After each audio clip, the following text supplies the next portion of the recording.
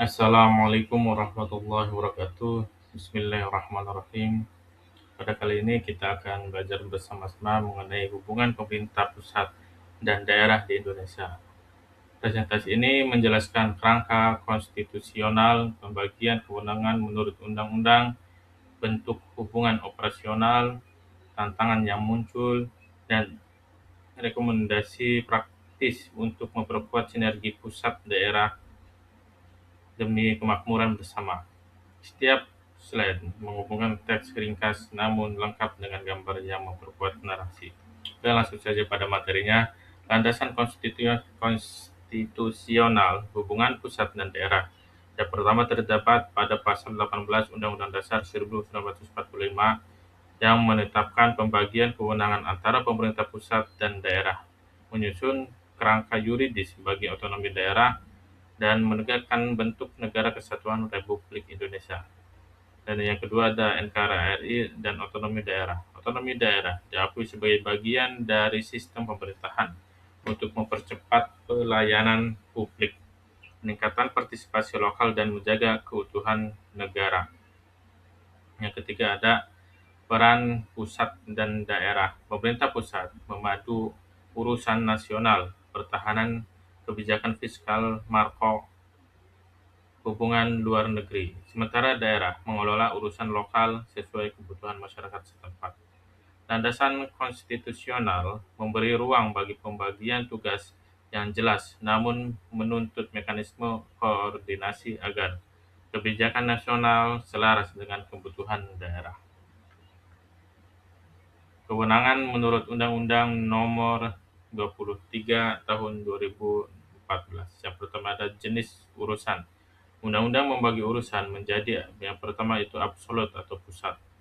Yang kedua ada konkuren atau pusat dan daerah. Dan yang ketiga ada urusan umum. Pembagian ini membentukkan siapa bertanggung jawab atas kebijakan dan pelaksanaan. Dan yang kedua ada peran provinsi. Provinsi diberi fungsi pengawasan terhadap kabupaten atau kota serta koordinasi lintas daerah, menguatkan posisi gubernur sebagai penghubung kebijakan pusat dan daerah. Dan yang ketiga ada otonomi berbasis rumah tangga material. Konsep ini memberi keleluasan pengelolaan urusan daerah yang menyentuh kebutuhan lokal, dari pelayanan dasar hingga pengembangan ekonomi lokal. Yang keempat ada ancaman sentralisasi bayangan. Meskipun otonomi diakui, praktek kebijakan dan regulasi terkadang menciptakan sentralisasi bayangan yang membatasi inisiatif daerah menurut reformasi aturan dan implementasi. Memahami rincian Undang-Undang Nomor 23 Tahun 2014 penting untuk menerjemahkan kewenangan menjadi kebijakan dan anggaran yang efektif di tingkat daerah tanpa merusak kesatuan nasional. Bentuk hubungan pemerintah pusat dan daerah. Yang pertama hubungan struktural, hierarki administrasi dari pusat ke provinsi, dari provinsi ke kabupaten, dari kabupaten atau kota itu ke desa. Struktur ini menentukan alur perintah, akuntabilitas, dan pengawasan formal. Yang kedua ada hubungan fungsional, interaksi operasional antar level pemerintahan dalam pelaksanaan pelayanan publik, program pembangunan, dan kebijakan sektoral membutuhkan koordinasi lintas instansi. Nah, kesimpulannya, sinergi pusat dan daerah untuk kemakmuran bersama. Yang pertama, keseimbangan kewenangan. Hubungan ideal bersifat seimbang, otonomi nyata untuk daerah, dan kepemimpinan strategis dan pusat untuk isu nasional. Yang kedua ada koordinasi dan dialog politik, penguatan forum multilevel, mekanisme koordinasi dan